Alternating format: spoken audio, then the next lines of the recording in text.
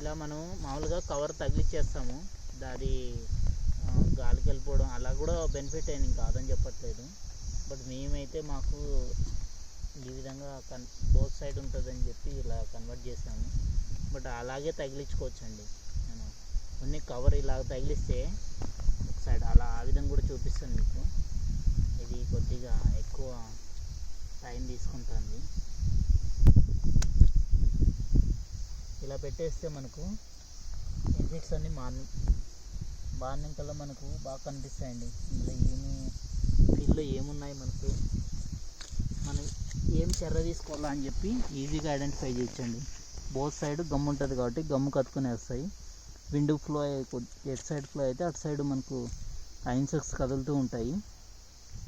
దానికి అతుక్కుంటే ఒకసారి అతుక్కుంటే మళ్ళీ ఇంకా బయటకు పోయే ఛాన్స్ ఉండదు.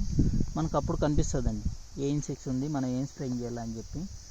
ఈ విధంగా మనం ఏ ఫీల్డ్లో కానీ, మిర్చి కానీ ఎనీ ఫీల్డ్, ఇప్పుడు బొప్పాయిలో కానీ అది వైట్ ఫ్లై ఏ సమస్యలు ఉన్నా వాటి నుంచి కూడా కొద్దిగా బ్లాక్ ట్రిప్స్ కానీ కొద్ది పర్సెంటేజ్ ఈ విధంగా నిర్మూలించుకోవచ్చు.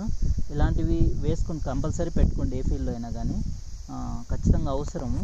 మన ఈజీగా ఇన్సెక్ట్స్ ఐడెంటిఫై చేయడానికి, దాంతోపాటు కొద్ది పర్సెంటేజ్ కంట్రోల్ చేయడానికి ఇది చాలా యూస్ఫుల్ అవుతుందండి. ఓకే, బాయ్ అండి.